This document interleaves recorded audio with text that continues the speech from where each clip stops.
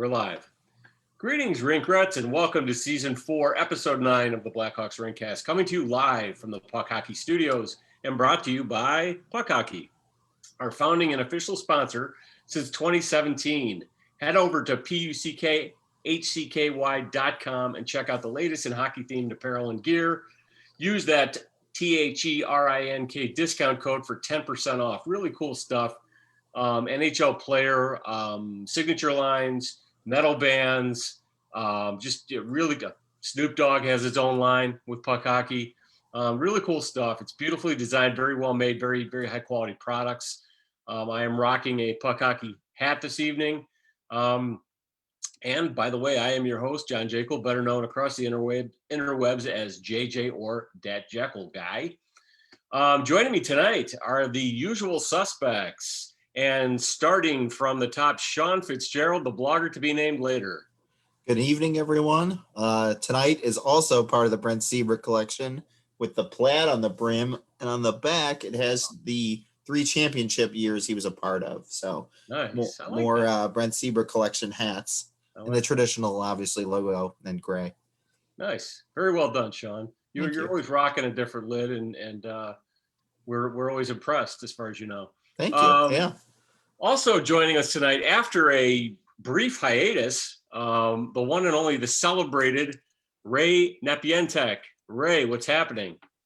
Nothing much. Glad to be back. I think I bought this hat at the United Center, overpriced, probably because my head was cold. So I've got no good story behind it, but that's all I got. Right. That's a good story. It's a good story. And last but certainly not least, our representative from the East Coast, the graduate of Middlebury College, apparently did not major in math, so we're really screwed tonight. But he knows a little bit about hockey. Andy Campbell. Yeah, good to be back. I do not have a hat, but my hair product keeps me in pretty good form up top. So I hope you all like what you see. Oh, definitely. It's top notch. Good stuff.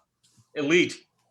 So guys, tonight we're gonna broaden out a little bit. We're going to talk briefly about the Hawks tonight, but then we're going to spend the bulk of the show delving into a couple of bigger NHL topics, the second of which is going to come back around to the beloved Blackhawks. First, we're going to talk about the forced retirement of Tim Peel from NHL officiating and what that means. I think we're going to have a very robust conversation on that topic. I know I have some opinions on that, and I'm sure you guys do too.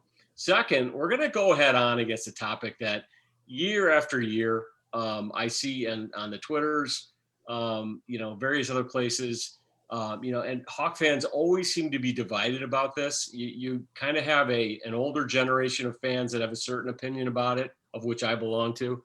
And then you have a younger generation of fans that have a different opinion about it. And I think that there's a lot of misunderstanding around this that's out there, and I think we're going to try to clarify that tonight and clear a lot of it up, set it to rest, and that's the role of physicality in the NHL. The Hawks have been sort of a Jekyll and Hyde, pardon the pun, the last few games with regard to physicality, and they've had different results depending upon how physically they've played or how physically they've been played. And we're gonna touch on that and really try to clarify some of the stuff that's out there around that. There's some misinformation, I think anyway, about it that will hopefully clear up. And then we have at the end, I think we have at least one question, and we'll wrap it up at that point. So let's start talking about the Hawks. They're sort of it seems they're sort of like I said, Jekyll and Hyde. They got really pushed around down in Tampa Bay, kind of beaten up and humiliated, and then they came back home against Florida, and they kind of pushed the Panthers around a little bit, and they won a couple of games. And now again last night versus Nashville, a team they really should beat on home ice, they kind of came up short. So. We'll send it around and talk about opinions on the Hawks, and don't get too deep into the whole physicality, non-physicality thing, because we're gonna really dive into that later. So why don't we start it off with Ray, since you've been gone for a while? What do you think about the state of the Hawks here? They're kind of just that middle ground. You could see where they're outclassed against Tampa. I was shocked to see them, take 2 from Florida. I think, Lankinen, really won that game for him. I mean, 41 save, appearance that, and then Nashville, they kind of just lull you to sleep. And I think if, the Hawks, of yesteryear, they were able to beat a team like that, where you're able to kind of put you to sleep, but then you just stay with what you're trying to do.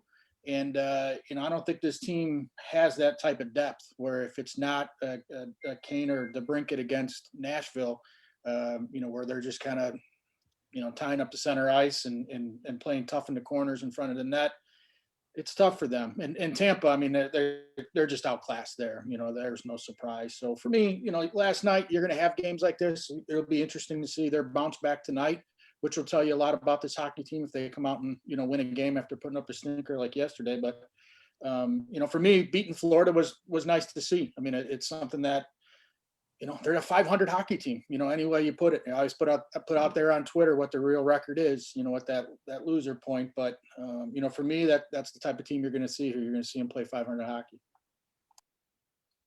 Good stuff. So just going across the top of my monitor right now, Sean, what do you think?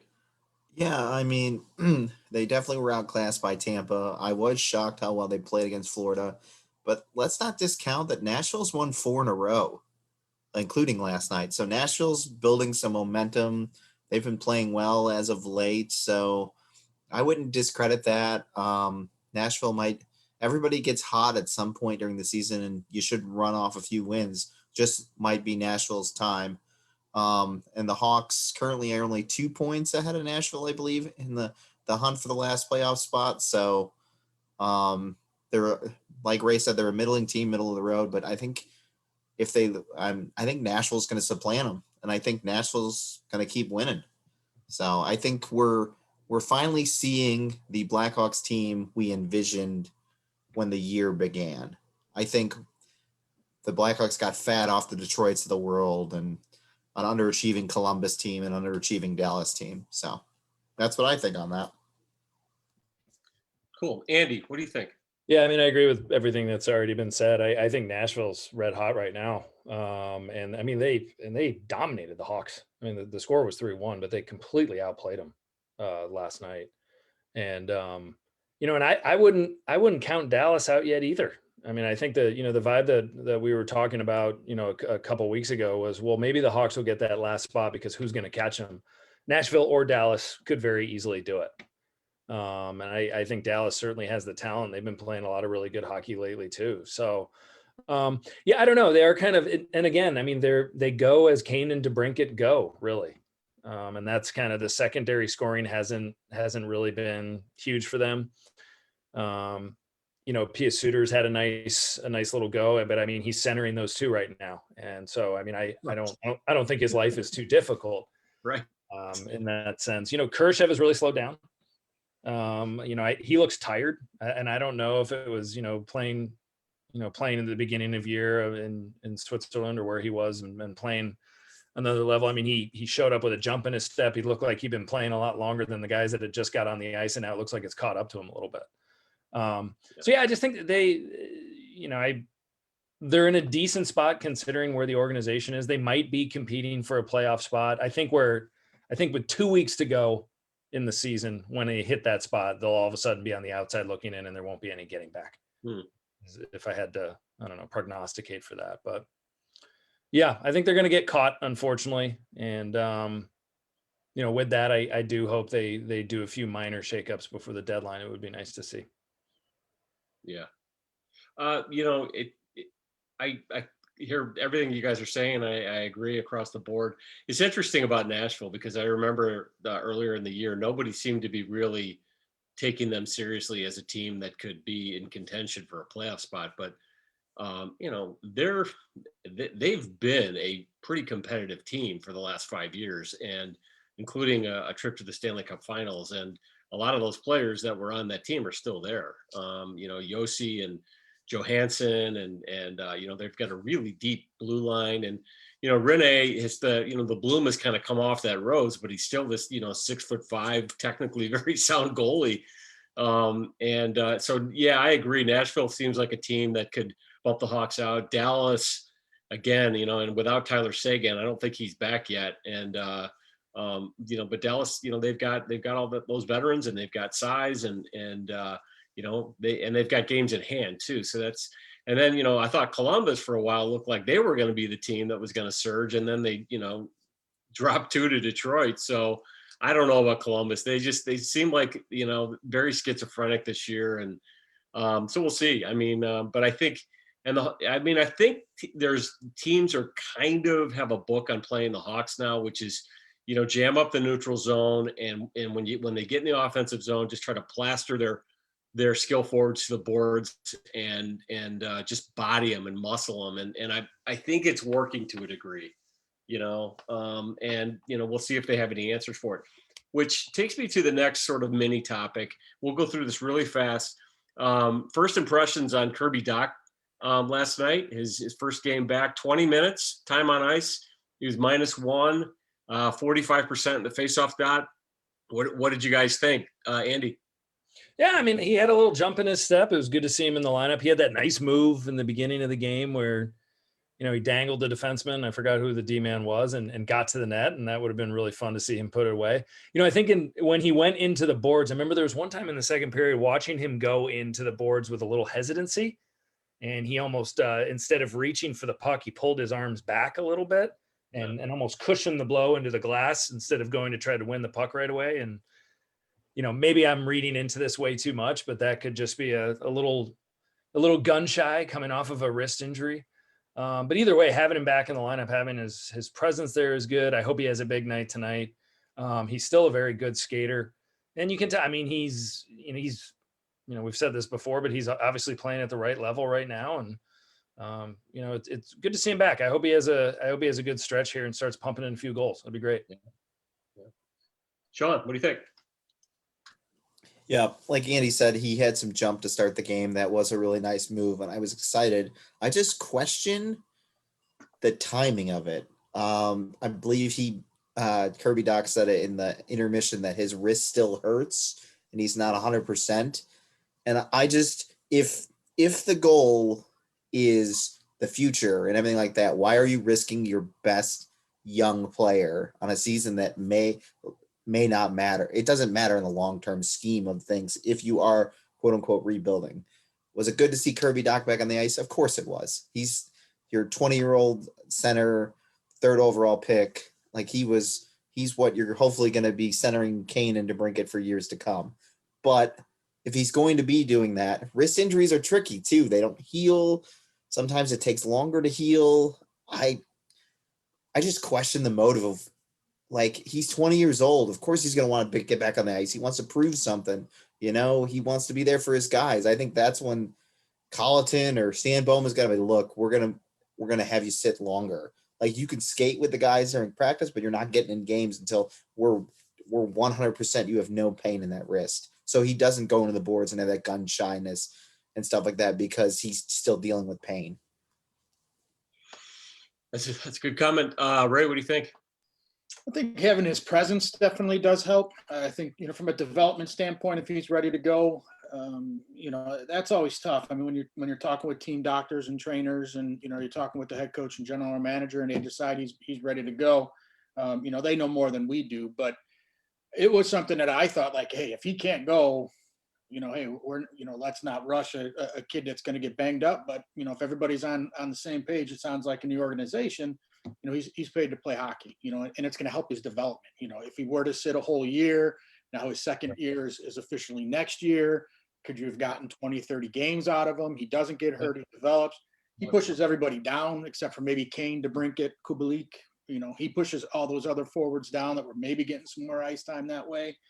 So from a development standpoint, if he's ready to go, he's ready to go. And I think this can be a big, 25, 30 games in his development to show that, and like Andy said, hey, is he going into the corners, going in front of the net? He takes a slash. How's that wrist? After a couple of weeks of taking faceoffs, how's that wrist? From a mental standpoint, if he could get over that, that's going to be a big thing for next year then. So it's tough to say because you're just not in those conversations. You don't know everything that's going on. You know what he says in the media. as a young kid, but, this could be a big thing for his development moving forward. Yeah. I say this as somebody who is probably on the extreme of being skeptical about the Hawks marketing driving their on ice decisions. And, but I will say this, I have to think that it's a 99%, maybe 95% likelihood that the team doctors have given the okay for him to be able to play without risk of re-injury or without elevated risk of re-injury. All that said, there's a lot of things in a hockey game that can stress a wrist or injure a wrist. Going into the boards, face-offs, slashes, etc. And the thing of it is, and I agree with you, Ray, you don't want him to lose a whole year. So maybe it's a calculated, I wouldn't say risk, but it's maybe a calculated decision for them to bring him back now. But I will say if something bad happens and he does re-injure the wrist, somebody's career is going to take a hit over it, and not just Kirby Dach, because somebody's going to be held accountable for that decision that go ahead to put him back on the ice this soon. So we'll see, but chances are that won't happen, and he'll be fine, and he'll be better for it. So anyway, but I think there's a risk involved in it. I do. I just don't know how big the risk is because I'm not his doctor. But just based upon what's been said, that it still hurts. The fact that he's playing ostensibly center in the NHL, where the risks probably of centers are more important and probably more at risk than probably any other position in some ways. And so we'll see. I don't know. So we're going to pivot now. We're going to move on to NHL officiating and this interesting saga of Tim Peel, who has always been a little bit of a controversial ref.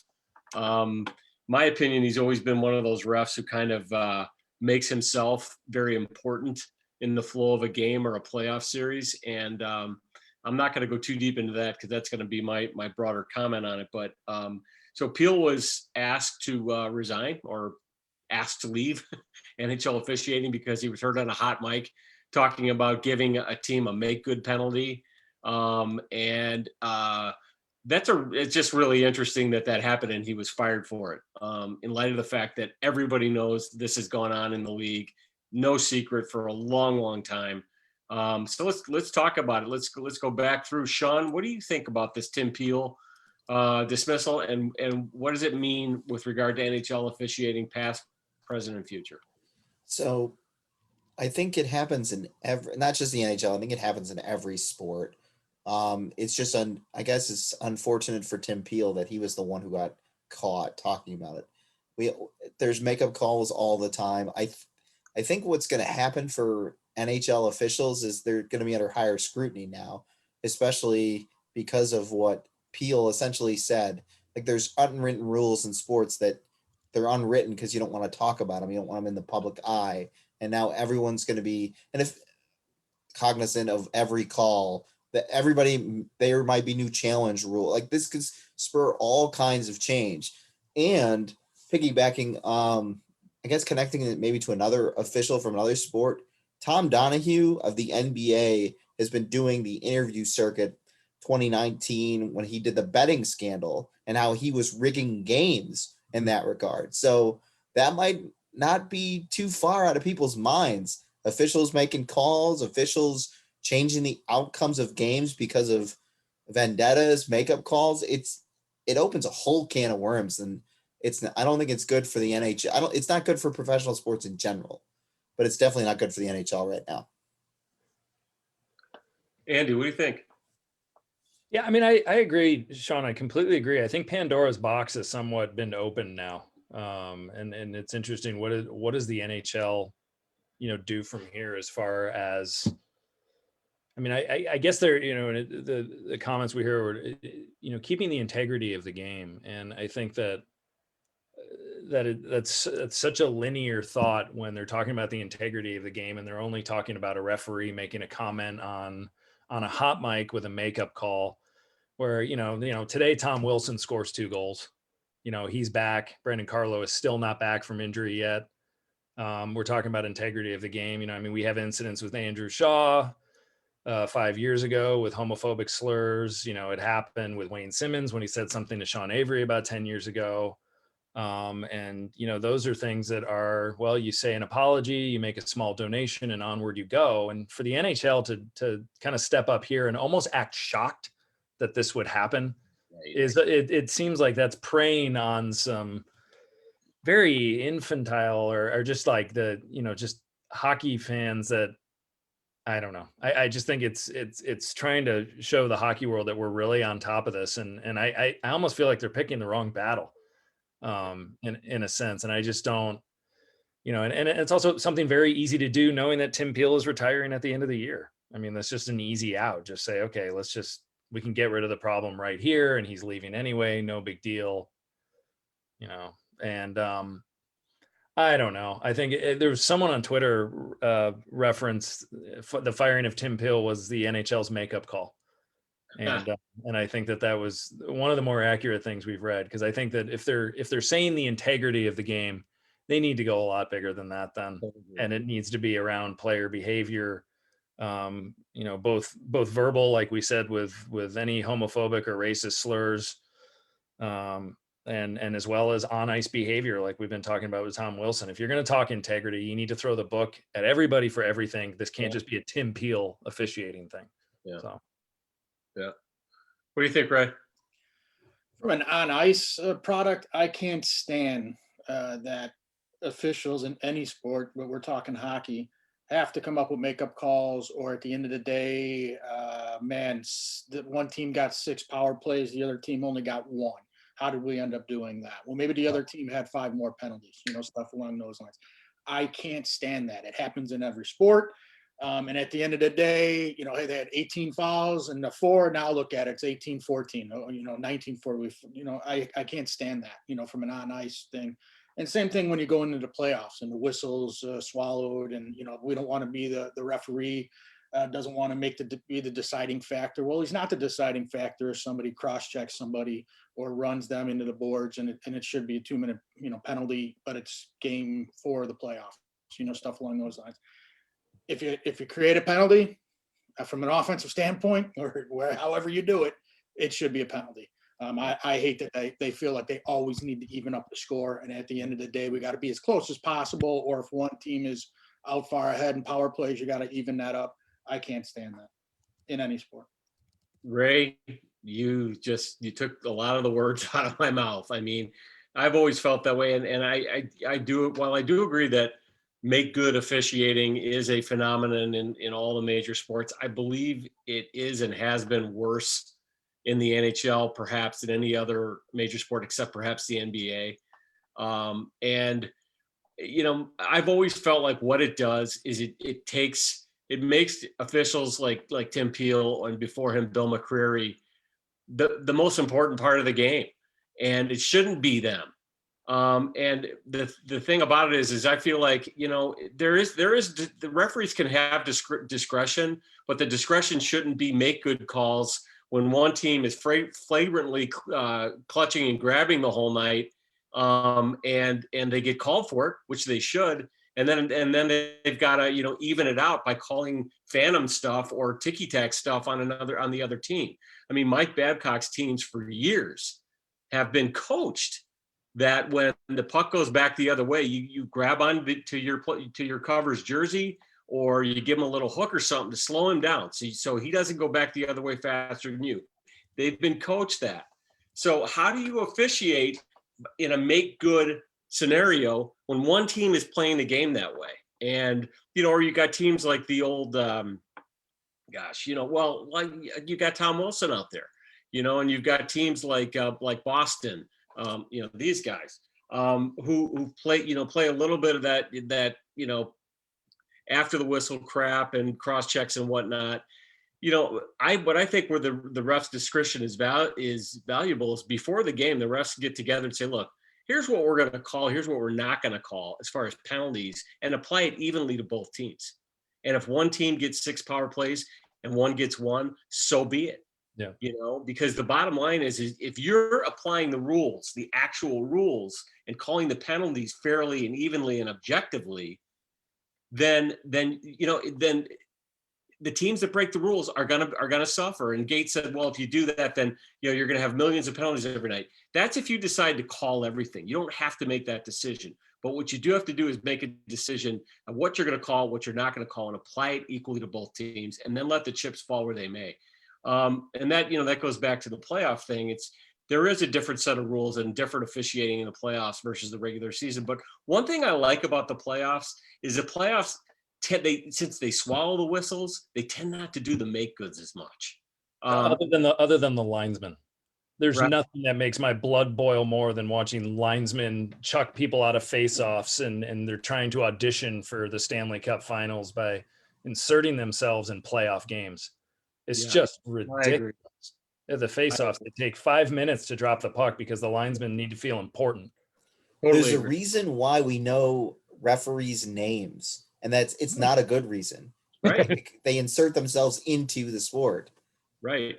In the NFL, like the only referee that anybody ever really talked about was that Ed Hockley. Ed Hockley, because of the pythons. The gun show. Yeah. You guys remember going to the old stadium? If there was a game where Don Koharski was announced as the head referee, there was booze everywhere. It was awesome. Yeah.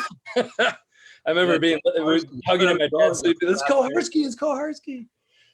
He was the guy that Jim Schoenfeld called and said, have another donut, you fat pig. Yeah. Well, who was the referee that Tom Lysiak tripped in the 80s and he got like a 20-game suspension? I think that was either Koharski or McCreary. Yeah, it was one of those two. But I remember I've been looking on that for YouTube for years, can't find it, but you can find a good article about Koharski Tom Lysiak getting fed up with a referee and just taking his legs out, which I'm sure you have felt that before. Good topic. Good discussion. Don't do that, kids. Don't do that. Right. Good topic. For all you young hockey fans. all you hockey fans got that call right, though. Yeah. That's for sure. So I've never been. Tim Peel and Bill McCreary are probably over the last 15 years my least favorite referees for this reason. And you hate to see it happen right before he's going to retire, even though I'm not a Tim Peel fan. Maybe hopefully the league is now moving toward getting their act together on this and reaching. It's one of those things like, this is how it's always been. It's how we've always done it. That old boy bullshit in Toronto and at the league office. And I hopefully they're starting to move out of this and become a more professional organization overall, the league, in terms of the officiating, and we'll see. Maybe not. Maybe this is just PR. Excuse me. So this leads to our next topic, and this is the big topic tonight. And we're talking about night, buddy. We're talking about physicality in the NHL. The Blackhawks really got pushed around versus Tampa Bay. Tampa Bay is a team that a lot of people have, I think, erroneously labeled as a non-physical finesse team, but they're plenty physical enough, and you don't win a Stanley Cup without being a physical team anymore. You just don't. And they showed it against the Hawks when the Hawks were in Tampa last week or 10 days ago, whatever that was. And they really pushed the Hawks around the ice. They kept them on the perimeter and they beat them soundly. And I'm sure it had a lot to do with the skill differential between the two teams, but I think it had something to do with the styles of play too. And Tampa kind of having a book on the Hawks now on how to play them, because this is how St. Louis has played the Hawks the last few years too. Then the Hawks come back to Chicago and they get real physical with, and Nikita Zadorov does apparently what he was traded for, and throws a textbook clean hit at the blue line on what's his name? Hornquist, the Swedish guy. What's his name? Oh, thank you. And basically, and I'll say what I think about that and what that means in a hockey game, and I'm gonna let you guys talk about it. But I think a lot of Hawk fans, especially some of the newer generation of Hawk fans, have kind of presumed that the quote game has changed and hitting is no longer really part of the game. And I have a very strong opinion about this because I think that what this has shown in microcosm over the last few games is that it very much is part of the game. But I'm going to turn this over to you guys, and there's this other thing too that and it's true that high hit counts. If you get a lot of hits in a game, that means you're chasing the puck a lot and you're not possessing the puck, and that is true. But high hit counts is not the sum total of physicality in a hockey game. I'm going to let you guys open up on this one. Ray. About 3 years ago, the Hawks were the easiest team to play against. They had no physicality. They were tough in the corners. Anybody could plant themselves in front. There's still a need for it, and it's not the olden days where you have just a guy that can fight or guy that has no skill that can throw his weight around. It has to be a skilled physicality now. I mean, you think back to guys like maybe a Bickle or a Brouwer or a Bufflin, some guys that had some skill, had other things that they can do, but they were still tough to play against. And that was something I was preaching 3 years ago, was that, man, the teams would walk into the United Center, they'd beat up on the Hawks, and they didn't have to shower before they got on the bus and went and flew back home because they didn't do anything. The Hawks didn't touch them. They didn't lay a hand on them. They were easy to play against, and that's where Zadorov, which, man, that hit was, you just didn't see it coming. So, I mean, it's stuff like that you still have to be able to play the game of hockey as well. So I think that's where that skill part, where the skilled guys are still going to be your skilled players. Your physical guys don't have to be huge, enormous players anymore, but they have to be able to have other skills. It can't just be the only thing they could do, because guys are going to skate around them. And we see that with Zadorov a lot when he gets beat to the outside or he gets beat to a puck, that there's still some skilled guys that he can't catch. So for me, you have to have that physicality. And we're just talking about regular season. I mean, I throw the playoffs, you have to have it, because every inch of the ice you have to earn that inch. But when you're talking about even during the regular season, you can't just have small guys out there. But those small guys still win hockey games. Defensemen that can move the puck, forwards that can, beat defensemen with their feet, and still have guys that can score goals. So the physicality to me now is not so much that you have to be running everybody, you have to cross-check guys in the back of the head after whistles. It's about being in front of the net and being in the corners. And that's where you saw Tampa Bay the other day, the last two games. They might have got a little bit too chirpy for my liking. But that physicality in the corners and in front of net still very important in today's game. Sean. I think there's a difference between physicality and there's a misinterpretation of the word, I think, with younger fans. I think they determine physicality as fighting, as the Rafi Torres hitting Marian Hossa, the Rafi Torres type players. That's not what physicality is. Like Ray said, physicality is winning puck battles, laying a body on, checking people, but not hitting them in the head. And that's another issue I think that people are so focused on. Concussions. Concussions have been so focused on as of recently, which is well and good and should be, because head injuries are a huge part of sports. But now everybody assumes when somebody gets checked that they're instantly hitting them in the head and instantly a dirty call, which isn't the case. But everyone's quick to react saying that's dirty and somebody should fight them, and that's not the case. So I think the term physicality needs to be rebranded for the younger generation. Like Ray said, players like Bickle and Brouwer and Bufflin and Andrew Ladd, guys who could play, like they played with their body and they went in the corner and they won puck battles. That's physicality. I was watching some of the Capitals or Rangers game. They said the Capitals were just laying the body more because the Rangers played an afternoon game the day before because they were tired. So they used their physicality to wear down the Rangers, who were already worn down from the game before. So that's what physicality is. It's not, was the Ryan Carpenter fight fun to watch when I can't remember the guy's name, he laid him out, but that's not what we're talking in terms of physicality. That's not, fighting isn't physicality. I mean, it is, but it's not the general term. So I think JJ froze, Andy. Oh, okay. Yeah. I mean, the bottom line is you need to be tough to play against. you know, and I mean, and if you're playing against the Blackhawks and you look out on the ice and, you know, Ian Mitchell or Boquist, if you're a forward, Ian Mitchell or Boquist are the defenseman out there, you know, you're not exactly fearing for your life when you bring the puck into the Blackhawks zone. You know, when Zadorov's out there right now, you got one eye on the play that you want to make and you got the other eye on him. You know, you want to know where he is at all times because he might, you know, lay the boom on you.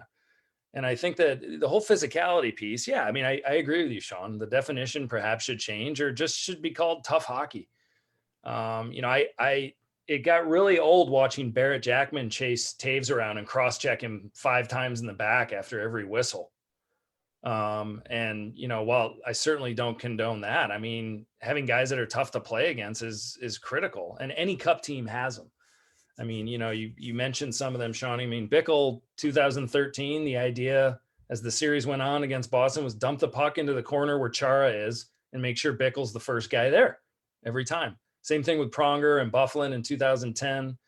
And in that line of, you know, Kruger and Desjardins and Shaw in 2015, those guys were a pain.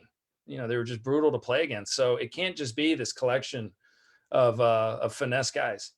And so you know, Zadorov, what he brings a really good element. You know, obviously I hated the trade when it first happened. I'm still not thrilled about it, but you know, he's certainly a part of the team right now that is much needed, that they definitely had to have around. So, you know, I'm regurgitating a lot of what you guys already said, but just being difficult to play against. Don't be easy to play against. You know, play tough, play hard, play physical, and let the chips fall where they may. This is a really good conversation, and I think we're bringing up some interesting players from the Hawks present and from their past. And you know, I think there has been a definition of physical hockey that it's guys like Rafi Torres, or going back into the Wayback Machine, Brian Marchment, or even Zadorov, who obviously has some mobility issues. But you know, I mean, a guy like that, I mean, Dustin Bufflin has some lateral mobility issues, and fast forwards could give him problems, you know, when he's going backward. But you know, there's a guy who really impacted hockey games, not just with his physicality, but with his skill. And I think there's a tendency among some Hawk fans to kind of say, well, yeah, we can have a lot of small finesse guys as long as we have a couple of big bruisers around. But the problem is those big bruisers have been guys like Brandon Bolig and John Scott and you know, Zach Smith, et cetera, guys who really are guys who are real liability skating a regular shift. And I think fans either forget or just weren't aware, for example, of guys like Brian Campbell. Because Brian Campbell, in a lot of people's estimation, was a finesse player. But you know what? Brian Campbell laid some dudes out. I mean, you go on YouTube and you look for a hit, Campbell, RJ Umberger. Dude, I mean, that was a brutal hit and it was clean. It was clean, you know, and it was a lot like the Zadorov hit. And, you know, or another guy that did that a lot was Nicholas Hjalmarsson. I mean, Nicholas Hjalmarsson, you know, was seen as the defensive defenseman's defensive defenseman. And he could occasionally pitch in a goal, but Nicholas Hjalmarsson also could absolutely flatten people. And the reality of it is you're not going out there trying to hurt people per se or win the hit war per se. But Andy, I mean, you just said it. That's exactly it. Is when guys are coming in to your zone with their heads down or looking for their buddies, and they don't have their heads up and thinking about you. That is a competitive disadvantage in a game. You're letting those guys come across your blue line with speed and with creativity. But if they're thinking about you more so than their teammates, they're going to think twice, and that's a disadvantage for them. And that's what those kind of hits do.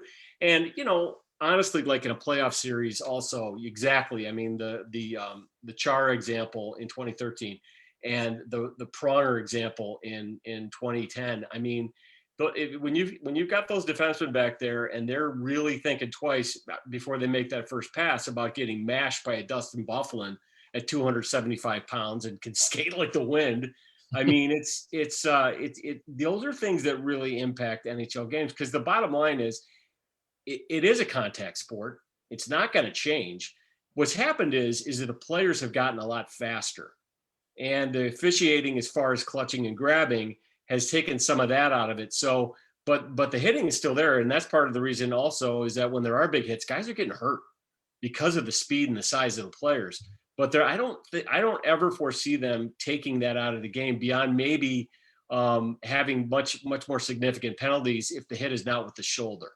Zadorov's hit was the shoulder to the chest. I mean, it was textbook, nothing wrong with it. It was just a big physical hockey hit. And I think that for the Hawks, they need guys, Andy, you said it, they need guys who can play that style of hockey, but who can also have the skill to contribute, join the play, and contribute skating a regular shift, not just some big dummy who throws hits. That's not what we're talking about. Unfortunately, that type of player, and they're out there, there's still a lot of them, but they've become a little few and far between in the league, and I think it's because there are a lot more small players in the league now than used to be. But the Hawks, they've got more than their share of small players, and I think they do need some guys, not just who are big guys that throw the body and that's it, but they need some guys with some skill who can. And the other thing is the other aspect of physicality we're talking about is the Marian Hossa, Brandon Saad, Jonathan Taves. You know, you're not getting this puck away from me because I'm going to keep my body between you and the puck, and you can do whatever you want. You can hang on me. You can beat on me. I'm taking the puck to the net. You're not stopping me. They need some of that too. And that's physicality in the NHL too. And you really need, especially in the playoffs. So I'm going to keep this one going. What do you guys have any other thoughts on this?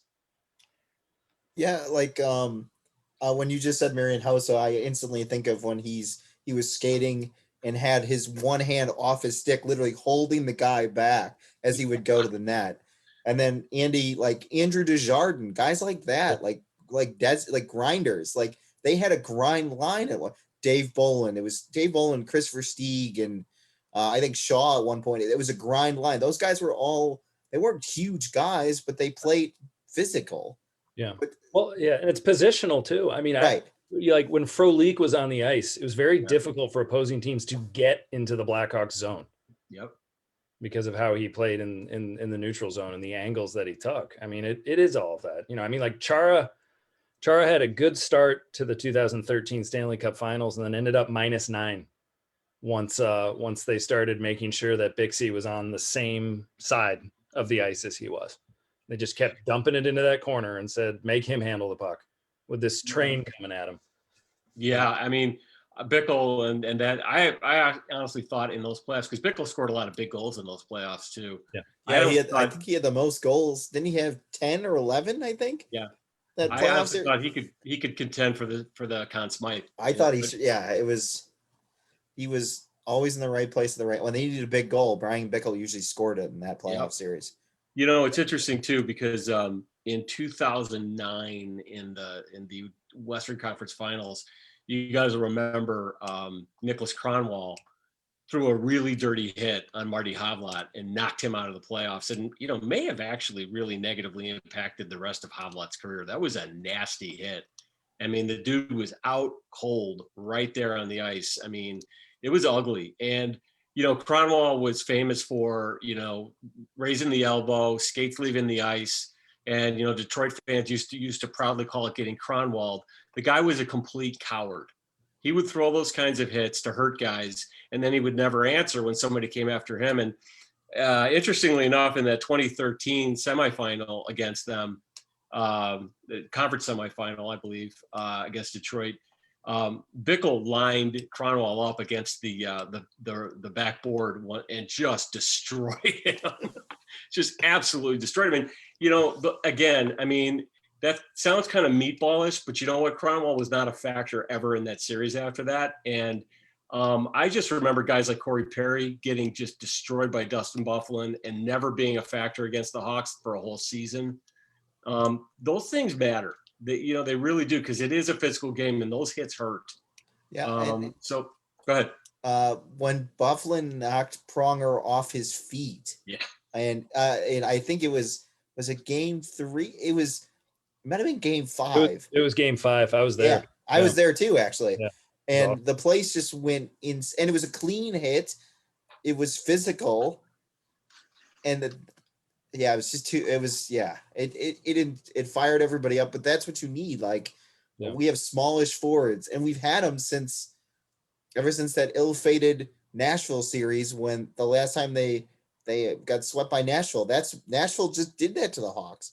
And then the overreaction was to get rid of everybody. Was that the series when they got swept and Stan Bowman stood up and said that it was unacceptable, and then that became the norm for the Yes. next 4 years? Yes. I'm Yes. sorry, Yes. I just wanted to. And then we moved 17. Artemi Panarin for Brandon Saad and Right. Oh, okay. shipped out Nicholas Wanted to Chalmerson make for sure I Connor was Murphy. Yeah. 2017. Yeah. So Yep. it's really again, I think the reason that that fans, especially today, don't understand this as well is because the game has gotten so fast. The officiating of the clutching and grabbing has changed. And I think the league also has tried to clamp down on the the head injuries, and rightly so. But this aspect of the game is still there. And again, I'm not here to bash Stan Bowman tonight, but for some reason Bowman has, for the last several years, he's gone for those smaller skilled players and avoided what we like to call the all-terrain forwards, who play that style of game but still have skill. And I think when he started drafting Kirby Dach and Alex Vlasic last year, I think he kind of said it, that he recognized that they needed more of those bigger, more physical players, and that they hadn't really taken them the last few years, which is good. That's what you want your GM to do. All GMs make mistakes, but the good ones correct them, so it'll be interesting to see been going around forever. forward. So I mean, he's Yeah, had well, time to pardon me? correct him. He's also been a good GMs. Sure. Generally correct him, or they're out of a job unless you're Stan Bowman. Right. Well, I'm sure after watching what's his name? Ryan O'Reilly. Ryan O'Reilly win the Conn Smythe in 2019, it was time to go, okay, maybe we need some. all There's those- kind of the All those big St. Louis defensemen and their strong four centermen. Yeah. Yeah. Yeah, right. No, that's it. O'Reilly's a really good example because he's kind of the antithesis of, the classic Hawk forward of the last 5 years. He's big, he's slow, he's all effort and grind, and not flashy, but man, is he effective. I think they wish Andy's guy Dylan Strome would turn into Ryan O'Reilly, but Couldn't be a show without Dylan Strome. Oh boy. Yeah, I I'm think not going to go there. I'm not going to go there tonight. Congratulations. to Congratulations on having a on child. his family edition. I will take Yeah. it easy on him. The Yeah, new baby congratulations. girl. Very exciting for the Strome household. It's awesome. That's good stuff. It's good stuff. That's classy move, Andy. We appreciate that. Thank So we had a question tonight, and I'm gonna go jump to that. Do you guys want to put a bookmark on this one, or you guys want to talk about it anymore? The question, or Physicality. what we were just talking about? Physicality. Physicality. I'm good. I can. Yeah, I'm good. I'm You're all good. It was physical now. good discussion. Yeah. We won't fight each other. It's good. No, I think it's good, and we may revisit at some point, and we may get some questions next week. Of those that listen tonight, or comments, or protestations, we'll see. But so we had a question, and I'm going to pull that up. If you'll give me a moment. Okay, just one question, and this is from Craig Carlson, Skybone 404, one of our regular listeners and questioners. And this was our math question, and we first all of us tried to run from it because we're all bad at math, but then Sean kind of saved us. So if it doesn't go well, we'll blame Sean. Okay. Here's the question: with all the talk about the Hawks having quote having millions in free cap space available, unquote, what could they realistically do with it, considering it's all LTIR money and they have to be compliant the first day of each season, so they can't really take multi-year contracts of dead money, or can they? Question mark. So, Sean, you brought up the fact, or somebody brought up the fact that they do have all this LTIR money that they can fulfill this year, which means they can take on a lot of money in expiring contracts for the rest of the year. Right. Yep. Yeah, they can take on. You have to be cap compliant the first day of the regular season next year. So they have, according to our friends at Puckpedia, $25,211,306 in cap LTIR space. So theoretically, if they wanted to take on like a expiring contract with a high cap hit this year, they could. The only thing they would do is the reason you would do that is for the sweetener with it, whatever you like, whether it's draft picks or something like that. to help another team out in that regard. It's similar to what the Hawks did when they traded Brian Bickle to Carolina. They threw in Teuvo Teravainen as a sweetener. But also it's similar to Cody Franzen. When Cody Franzen signed his PTO with the Blackhawks, the Hawks didn't have enough money to sign Franzen until after the first day of the season, because then they put I can't remember who they put on LTIR. They put someone on LTIR, and then they were able to sign Franzen on day one. So that's kind of what the logistics of it, the move are. So here's my thing about that, and this kind of goes back to a topic we had either last week or the week before, where we were talking about their trade deadline strategy. And there's this theory out there, and I hope I'm getting it right, but that it is that the Hawks would take on this massive expiring contract from somebody, or maybe not expiring, and the other team, the team trading that contract to the Hawks in return for the Hawks doing them a financial favor, would send the Hawks some asset that the Hawks could use for the future. But my thing is that if it is an expiring contract, which really that's all the Hawks should be taking on. The Hawks should not be taking on a long-term bad contract. That makes no sense. No. But if they take on an expiring contract this year, just to so some team can save some money this year, how much is a team going to give the Hawks to do that? What do you guys think? It depends who they are, and depends what their situation is, I guess. I mean, if they've got, I'm trying to think of some, possible examples of some bad contracts that people want to unload. I can't think of any off the top of my head right now, but if someone's in a cup run and, they're a contender and they really want to dump someone to take on. That's true. If you want to drop a $7 million salary, try to do it early to trade it off to someone like the Hawks, and then you've got a little bit more cap space to make a few other moves to make a run. There might be some there.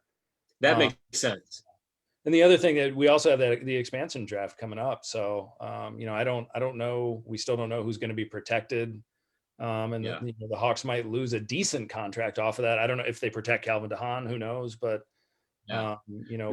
we'll see, but there might be money coming off the books there too. So, if they're able to get an expiring contract, and with some of the ones that are already going to come off the books as is, they'll have a little money to play with. It won't be they won't be going out spending $20 million, but they still might be able to chip away. So we'll see. Yeah, that idea of them taking on somebody's bad contract to open cap space for that team, right, to make a move at the deadline, that makes sense. So then they might get a decent sweetener if a team was trying to do that.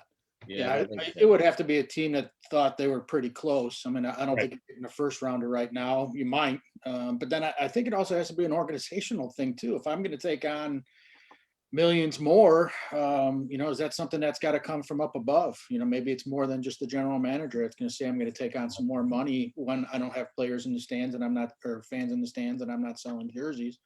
Yeah. Well, also too, it's not a full contract, but it's still going to be millions. But if I'm getting something back to say, it'll be prorated. It'll be prorated, and it's based on their cap number. So technically, somebody's contract could be $5 million cap hit, but maybe they're only making $974,000 for the rest of this year. But look at this. So really, what that comes down to in terms of the actual equation is, if I'm a team that's a cup contending team, and I'm tight to the cap, but I want to get that missing piece, and the Blackhawks will take on an expiring contract worth, say, $5, $6, $7 million. Would I be willing, as a cup contending team, knowing that my first round pick is going to be say 25th, would I be willing to send that first round pick to Chicago to give me that $5 or $6 million worth of cap room, relatively speaking, non-prorated? Would I be willing to do that? I might, because a 25th pick overall, that can be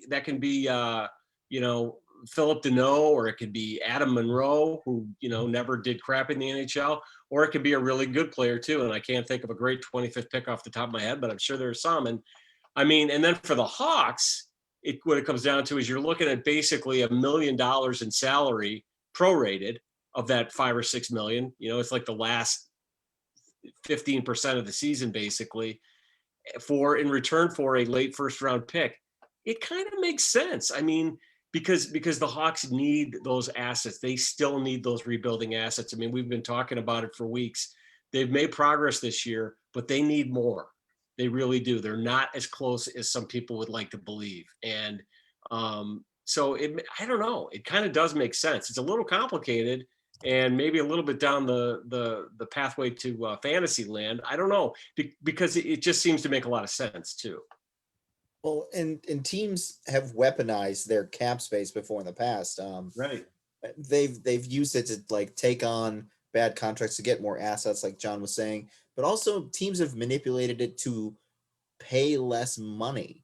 The Arizona Coyotes under John Jaeckel were kings of that. They took on Chris Pronger's deal when his cap hit was what, $5-6 million. How about they're that, only sir? paying him less than $1 million. So they saved that money and they hit the floor. They did that with Marian Hossa and Pavel Datsyuk. So they you can manipulate it that way too.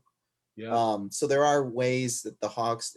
It's just, is Stan Bowen willing to figure that out? And I mean, if he takes on a bad long-term expiring contract, but he knows like Ryan Carpenter's money's coming off the books or somebody else's money's coming off the books next year, and he can get better assets and still keep that bad contract on the books next year, why not?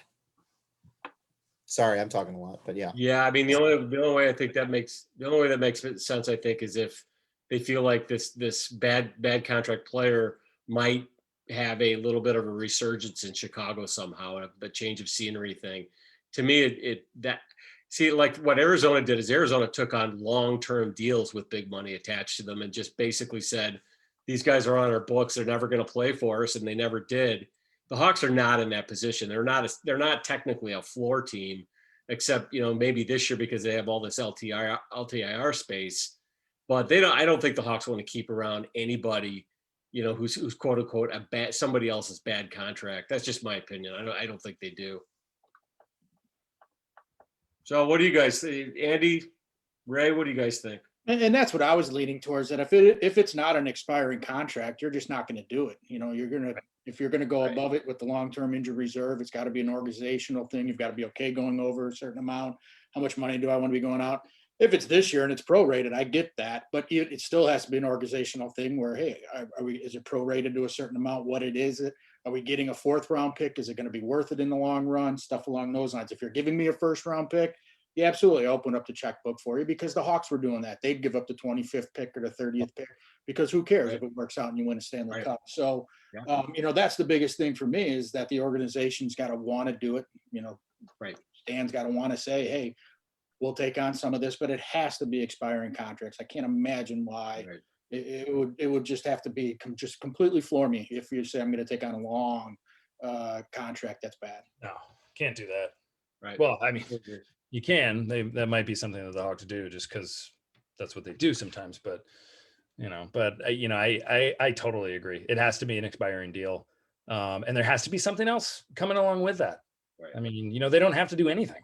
They don't have to take on someone's bad contract if they don't want to. I mean, with the trade deadline coming up, I still think that the Blackhawks, the way that they've surprised some people this year with their play, that they do have movable assets that could get decent returns.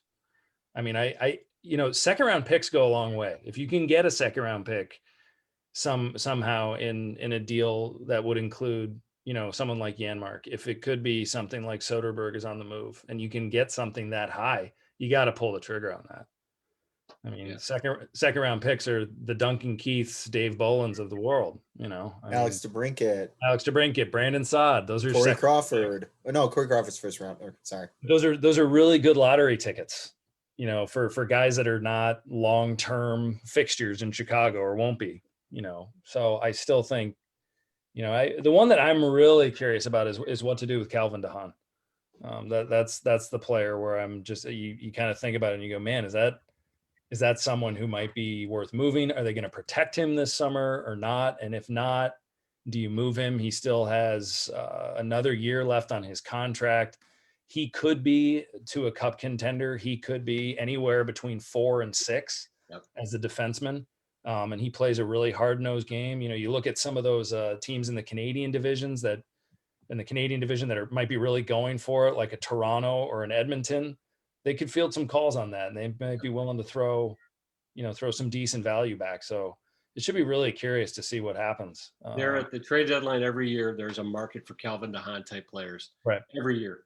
And, the thing about him is, and this may be the Hawks calculus. I mean, he's had a healthy year this year, but Right. he hasn't had a lot of healthy years the last few years. And there's a rumor that, he's got a very wonky shoulder, and the shoulder is not, 100% healed and may never be.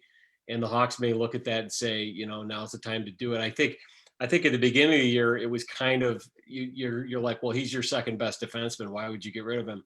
But I think now, I mean, Connor Murphy has kind of continued to grow and mature and become a more consistent player. And, Zadorov, as of the last couple of games, people are going, maybe in spite of this guy's flaws, you keep him around because he does have some value in doing what he's been doing the last couple of games. And maybe DeHaan does become dispensable at the deadline. I still feel like, though, if the Hawks are even within sniffing distance of a playoff spot, they're not going to move somebody like DeHaan at the deadline. I don't think so. No, they won't. They want to get in. They want. Yep. And they're going to be looking for another forward.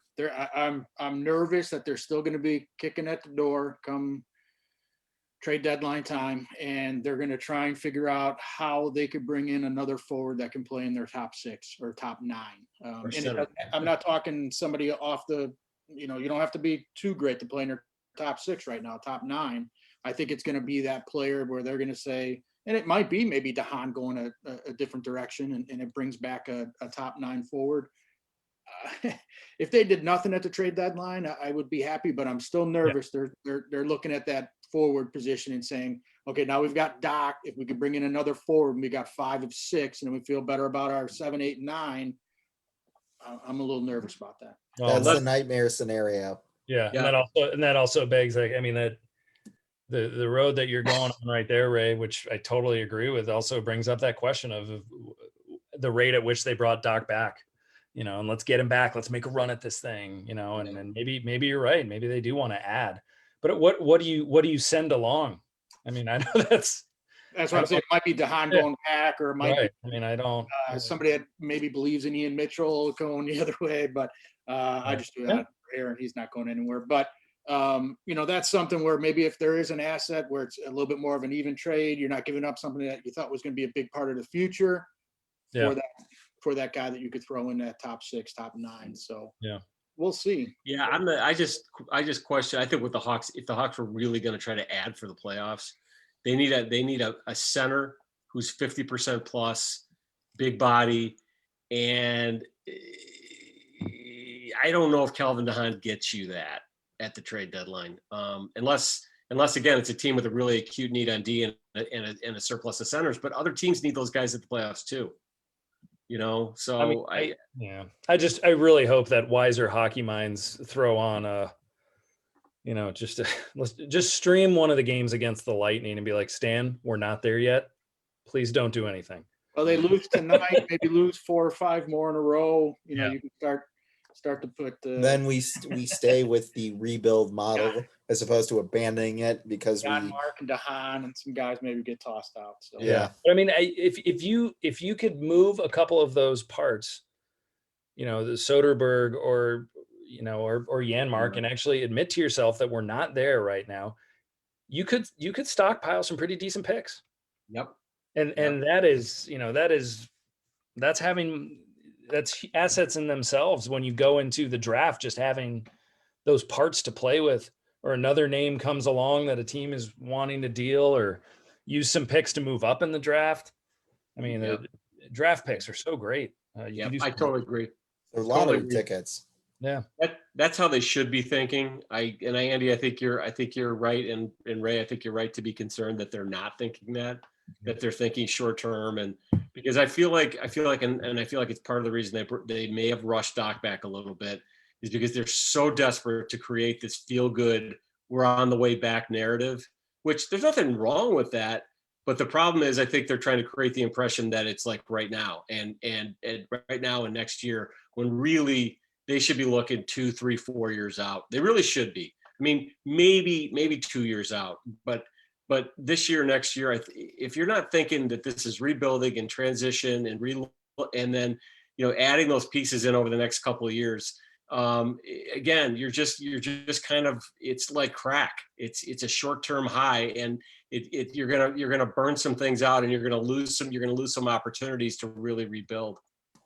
And rebuilding this year makes sense because there's no guarantee that they're going to get fans in the stands at all. So why wouldn't you have a lesser product on the ice at home when nobody's there and you're not counting on ticket sales anyways? Not happening this year. Right. And then No way. next year, if you maybe they brought Kirby Dach back to try to get people excited because season tickets are still available and you got to buy them for next year. And then that's what they're trying to boost that number. It's all about when the fans come back and the money starts coming back. Yep. Totally agree. Well, guys, I think we've beaten this to death tonight. No, wait, I got to cut what a Ray good off show. more. And I think we've had some great, pardon me? I'm kidding. Sorry, I think I cut Ray off a bunch tonight, so I just wanted to make that joke. I didn't even Ray notice. looks pissed too. So. Hit it right past me. I didn't even notice you did that, Shawnee.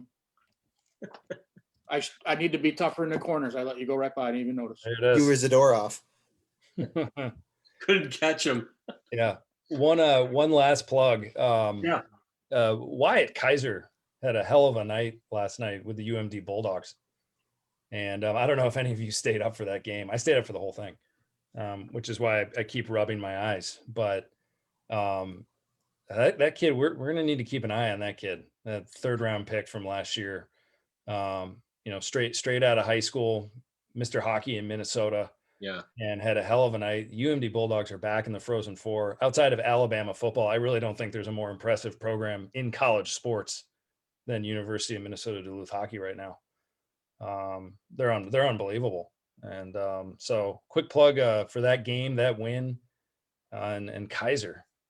And also Josiah Slavin got his first pro goal tonight. Of course, I had to throw that in. That's great. Yeah, I remember when they drafted Kaiser, there were some people saying that look out for him. He's a sleeper, you know. And anybody who ends up being Mr. Hockey in Minnesota, there's a good chance that guy's going to be a pretty good player, especially if they can skate, at the higher levels. Nick Leddy, I believe, was a Mr. Hockey. Being an 18-year-old defenseman in that conference is very, very young. Yeah, he's doing pretty well. I mean, I think UMD, most of their roster are guys in their young 20s, and who've played a lot of junior hockey. And for him to make that jump and do it so well, that kid's got a future. We should bookmark that kid. He's gonna be good. That's awesome. Yeah. Good stuff. So I think we're gonna wrap this up. We've had a pretty full over an hour tonight talking about these topics. We will probably revisit at the very least the physicality topic, and we'll certainly revisit the trade deadline again. If that's becoming almost like a weekly thing for us. I want to thank the usual suspects: Andy Campbell, Sean Fitzgerald, Ray Napientek. You can find us all on the Twitter and follow all of our Rink accounts. I know Gabe would like me to plug that. And I'd like to thank our sponsor, puckhockey.com, puckhcky.com. Hats, jerseys, shirts, hoodies, the whole 9 yards. Flannels, baseball 10%, tees.